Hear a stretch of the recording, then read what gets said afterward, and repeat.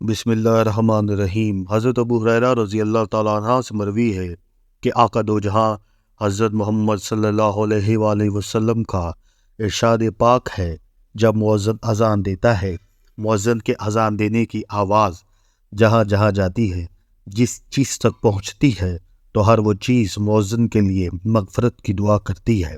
جو بندہ بھی اذان کی آواز سن کر نماز ادا کرنے کے لیے آتا ہے تو اس نمازی کے نامہ اعمال میں 25 نیکیوں کا اضافہ کر دیا جاتا ہے۔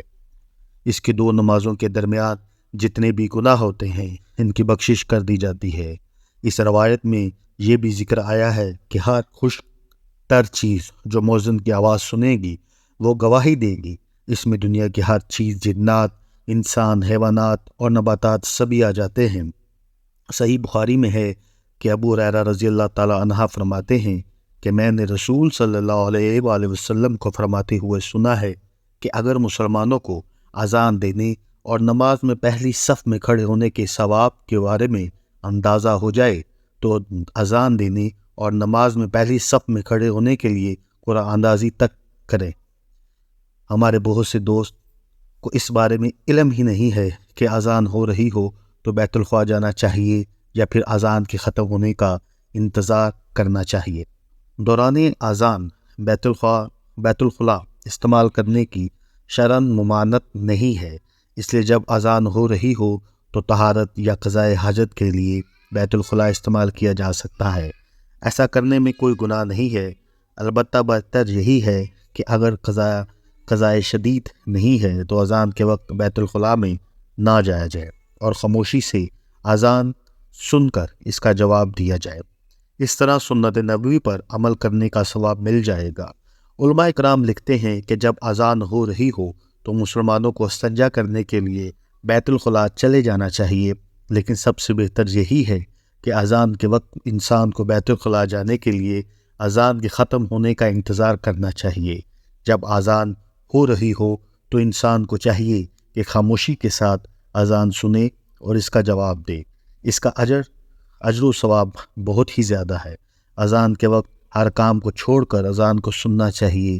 مغرب کی اذان کے بعد نماز کھڑی ہونے میں وقت بہت ہی کم ہوتا ہے، اس لیے مغرب کی نماز کے لیے استنجا وغیرہ پہلے سے ہی کر لینا چاہیے تاکہ کسی بھی مسلمان کی نماز میں کوئی رکعت رہ نہ جائے۔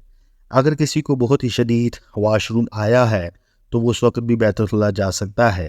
انسان کو چاہیے کہ اذان کے وقت بیت الخلاء نہ جائے، کیونکہ جب مؤذن اذان دے رہا ہوتا ہے تو انسان بیت الخلاء میں ہو تو اذان کا بہتر طریقے سے جواب نہیں دے سکتا، کیونکہ بیت الخلاء میں بولنا گناہ ہے۔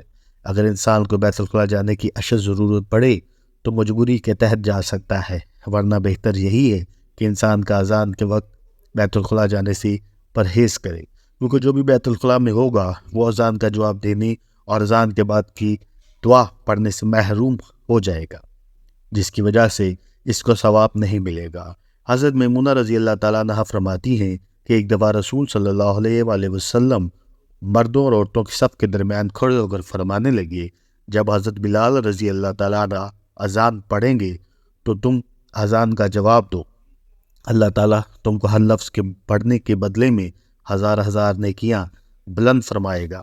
رسول اللہ صلی اللہ علیہ وسلم کی یہ بات سن کر ایک صحابی نے عرض کیا، یا رسول اللہ، یہ تو عورتوں کے لیے ہے، مردوں کے لیے کیا اجر ہوگا؟ رسول کریم نے فرمایا، مردوں کے لیے عورتوں جتنا ہی ثواب ہے۔ اس کے بعد نبی کریم نے عورتوں کو مخاطب ہو کر فرمایا کہ جو کوئی بھی عورت اپنے خاوند کی ہر بات پر لبیک کہتی ہے، اس کا خیال رکھتی ہے، اس کے مال میں خیانت نہیں کرتی، اس کی معیار موجودگی میں اپنے اور خاوند کی عزت کا خیال رکھتی ہے، تو قیامت کے دن ایسی عورت شہداء سے ایک درجہ نیچے ہوگی۔